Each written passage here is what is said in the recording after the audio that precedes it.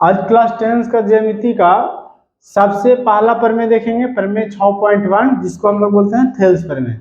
Thales प्रमेय क्या होता है? साधारण प्रतिगम, यदि किसी त्रिभुज के एक भुजा के समांतर, यदि किसी त्रिभुज के एक भुजा के समांतर, यदि किसी त्रिभुज की, मान लिया जाए ए बी सी एक त्रिभुज है, यदि किसी त्रिभुज की एक भुजा का समांतर, मान लिया एक भुजा बी सी के समांतर डी एक रेखा खींचे, बीसी के समांतर, एक भुजा के समांतर अन्य दो भुजाओं को भिन्न भिन्न बिंदुओं पर प्रतिच्छेद करे। मान लिया कि एक भुजा के समांतर एक रेखा खींचा गया, तो दो भुजाओं को भिन्न भिन्न बिंदुओं पर काट रहा है, एक डी पर एक ई पर। प्रतिच्छेद करने के लिए एक रेखा खींच जाए, यानी कि डी एक रेखा खींच जाए, तो अन्य दो भुजाएं एक ही अनुपात में विभाजित हो जाती है।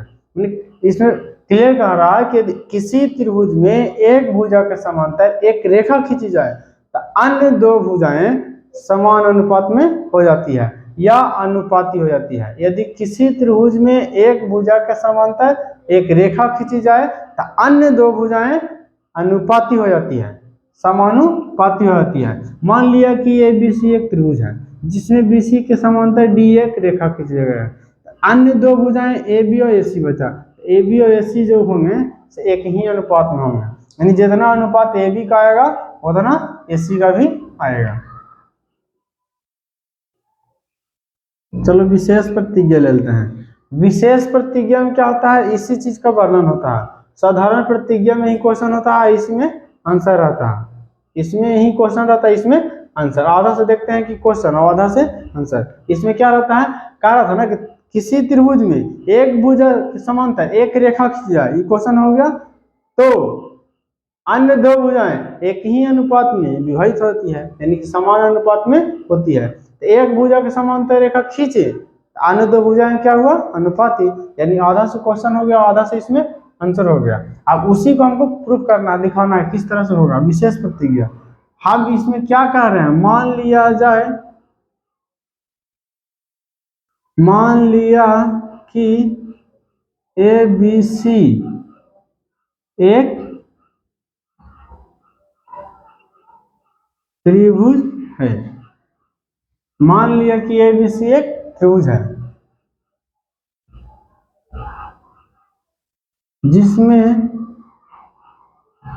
भुजा बीसी के समांतर एक रेखा डी खींचा गया है, तो सिद्ध करना है कि, क्या करना है? कि भुजाएं समानुपाती होगी। मतलब इस तरफ से हो जाएगा ए डी बटा डी बी बराबर, उस तरफ से हो जाएगा ए ई बटा ई सी। ए बी सी एक त्रिभुज था जिसमें बी सी के समांतर डी एक रेखा खींचा गया, तो सिद्ध करना है कि ए डी बटा डी बी बराबर ए ई बटा ई सी। इसमें सबसे पहले हमको रचना करना पड़ता है। रचना में क्या करना है कि भुजा ए बी पर एक लंब डालेंगे, मान लिया जाए कि एम हो गया, और इधर से क्या हो गया? एन हो गया, और बी से ई को मिलाएंगे और सी से डी को मिलाएंगे। इतना काम करेंगे। ए बी लंब ई एम तथा ए सी लंब, देखो ए सी होगी, ए सी पर लंब क्या है? डी एन, तथा डी से सी को, डी से सी को एवं बी से ई को मिलाया। इतना काम किए। रचना में हम लोग क्या किए कि भुजा AB पर EM लंब डालें और भुजा AC पर DM लंब डालें और D से C को और B से E को मिलाया। हमको लाना है AD बटा DB और AD बटा DB लाना है, यानी कि अनुपात में लाना है, तो हम क्षेत्रफल को ले लेंगे अनुपात में। AD के लिए कौन सा त्रिभुज होगा, तो ADE होगा। BD के लिए कौन होगा, तो BDE होगा। तो ADE होगा और BDE होगा। प्रमाण में ले लेते हैं। त्रिभुज ADE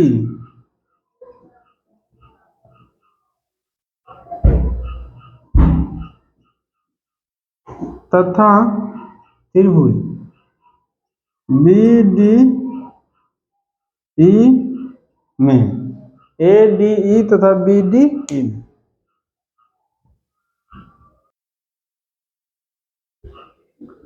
प्रमाण में किस किस में देख रहे हैं, त्रिभुज ADE तथा त्रिभुज BDE में। त्रिभुज ADE का क्षेत्रफल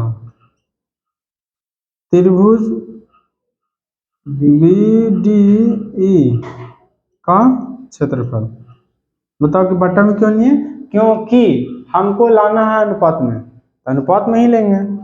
अब यहाँ पर हम देख रहे हैं कि ADE का क्षेत्रफल, तो त्रिभुज का क्षेत्रफल क्या होता है, 1/2 गुना आधार गुना ऊंचाई। इसका भी क्या होगा, 1/2 गुना आधार गुना ऊंचाई। 1/2 से 1/2 क्लियर हो जाएगा, होगा ना। उसके बाद हमको आधार और ऊंचाई लिखना है। बताओ कि त्रिभुज का आधार किसका, ADE का, ADE का आधार मान लिया जाए कि ये आधार है, तब तो ये ऊंचाई होगा ना। AD आधार होगा गुना ऊंचाई। मान लिया कि AD आधार है, तो इस पर लंब ये वाला है EM, तो EM क्या होगा, ऊंचाई होगा बेटा। आधार किसका, BDE का, BDE का हम क्या लेंगे, BD हम क्यों लेंगे, क्योंकि हमको 80 BD लाना है, इसलिए BDE का हम क्या लेंगे, BD। अब BD का ऊंचाई क्या लेंगे, तो BD में ऊंचाई नहीं है, तो BD का बढ़ा हुआ भुजा M तक, तो क्या होगा, EM ऊंचाई होगा,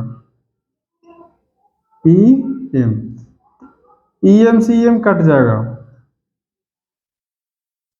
AD बटा BD। इस समीकरण 1 हो गया। अगेन हमको इधर कहा गया AD बट्टा BD होगा, हाँ AD बट्टा क्या होगा, BD कहो या DB कहो, हमको क्या लाना है, यहाँ देख लेते हैं, AD बट्टा DB, तो हम यहाँ पर DB ही लेते हैं, DB, उससे कोई फर्क भी ना पड़ेगा, DB कहो या BD कहो एक ही बात है। अगेन हमको इधर से लाना है AE बटे EC, तो ले लेंगे AED, त्रिभुज AED तथा त्रिभुज ECD में त्रिभुज AED का क्षेत्रफल बटा त्रिभुज ECD का क्षेत्रफल। त्रिभुज का क्षेत्रफल होता है 1/2 गुना आधार गुना ऊंचाई, 1/2 गुना आधार गुना ऊंचाई, 1/2 क्लियर आधार। AED का आधार क्या लेंगे, AE, ऊंचाई AE पर लंब क्या है, DN, AE पर लंब क्या है, DN। नीचे ECD में आधार क्या लेंगे, EC, ऊंचाई क्या लेंगे, तो इसमें ऊंचाई नहीं है, तो EC का बढ़ाया गया भुजा आगे तक N तक है, तो ऊंचाई क्या हो जाएगा, DN से DN कट जाएगा, AE बटा EC। ये हो गया समीकरण 2। समीकरण 1 और 2 में तो हमको RHS बराबर आ जा रहा है, लेकिन LHS को हमको देखना है।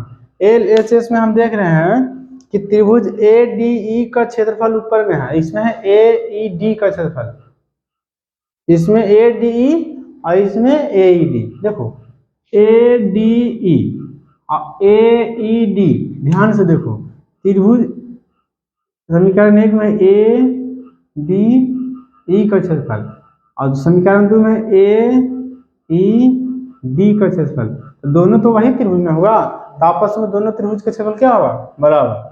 दूसरा समीकरण 1 में BDE का क्षेत्रफल, BDE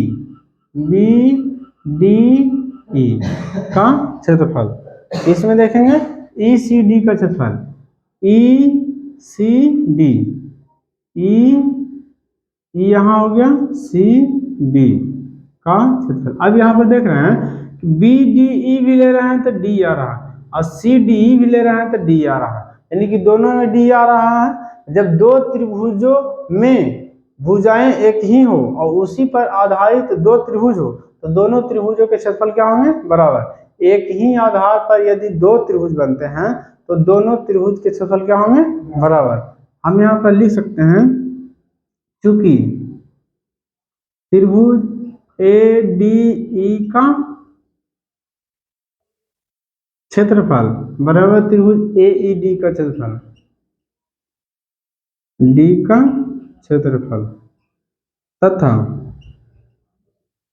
त्रिभुज BDE का क्षेत्रफल बराबर त्रिभुज CED का क्षेत्रफल, ECD का क्षेत्रफल, ECD का